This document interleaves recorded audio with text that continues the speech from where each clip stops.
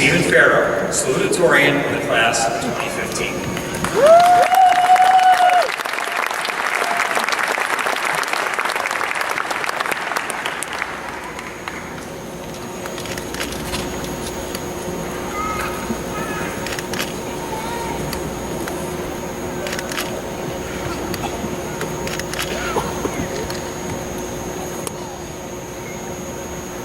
Good afternoon, graduating class of 2015. I'd like to start off today by letting you all in on a secret.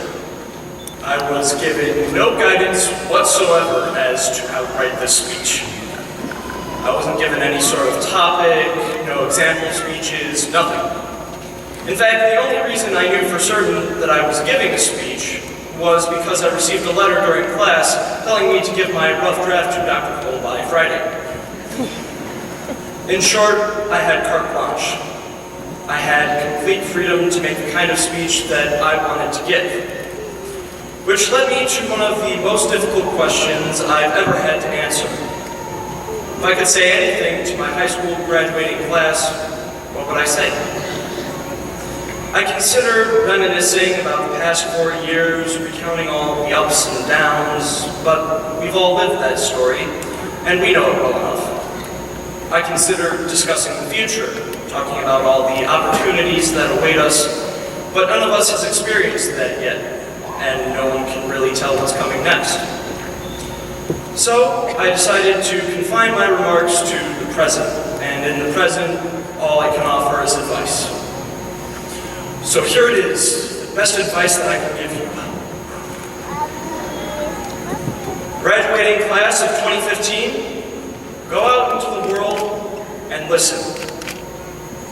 I don't mean this in the way that your parents tell you to listen when they lecture you, or in the way that Dr. Cole tells you to listen when he says, stop putting up all those Nick Cage faces around the school. I mean listen in the way Kurt Vonnegut means it, when he tells you to listen before revealing the most crucial element of his story. I mean listen in the way that you listen for the softest notes of a symphony, or for bird calls at dawn. I mean listen with all your heart, mind, and soul. Because we all want to grow up to do great things and be great people, but before we can do or be anything, we must listen and learn. In particular, there are 3 things that I would ask you to listen for. First, listen for different voices. Listen to people and ideas that you don't necessarily agree with or even like. There are over 7 billion people on this planet, and each one has a different way of viewing the world. Many of these people will be very similar to you. They have opinions that you agree with and do things that you like, and they will become your friends and your mentors because you like hearing their voices. But there will be many more people who are very different from you, have different opinions, and do things you don't understand.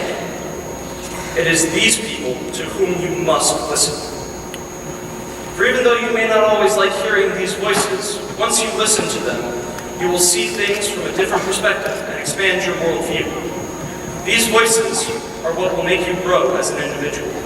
So listen to them. Secondly, listen for voices in need. Today, we as a human race face a multitude of problems.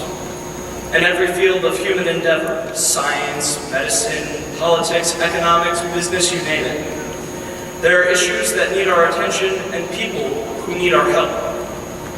Yet most of the time, we don't hear these voices because part of us doesn't want to hear them. We want to hear the good news about the world, and until we hear bad news, we assume that things are going well. This isn't an inherently bad quality, it's just a fact of human nature. But this is why we must actively listen for those voices in need. For only when we listen for these voices can they be heard. And once these voices are heard, their problems can be solved. Finally, listen to your own voice. This may sound simple, but oftentimes it proves to be the hardest of the 3 voices to hear.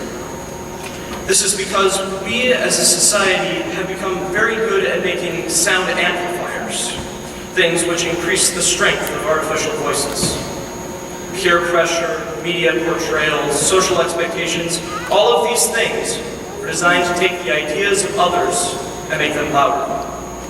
They make them so loud, in fact, that we may even begin to repeat what these voices tell us. I'm going into business just so I'll be able to make a living. I'm not going to go to graduate school because I need to start working right after college.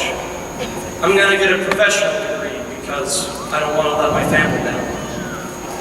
When we do this, we make these sounds more powerful than ever because we let artificially manufactured ideas take the place of our own.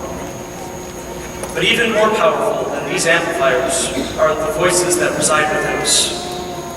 They're known by many different names: the heart, the soul, the gut, and so on. But they all come from within us, and they all tell us how we honestly want to lead our lives.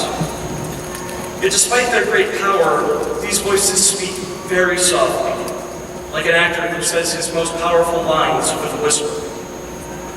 Therefore, in order to hear them, we must find the time to get away from these sound amplifiers and really listen to what we are saying as individuals. For this is the only way that we can truly understand who we are. These are the three things that I would ask all of you to listen for as you go forward in life. I would not presume to tell you how to listen to these things. I imagine each of you will find your own way to do it. All I encourage you to do is listen. Listen as much as you can. For to listen to another person honestly and truthfully is to give them the highest honor that you can bestow. Which is why, as I conclude my speech, I would like to humbly thank you all for listening to me. Thank you. Have a wonderful graduation.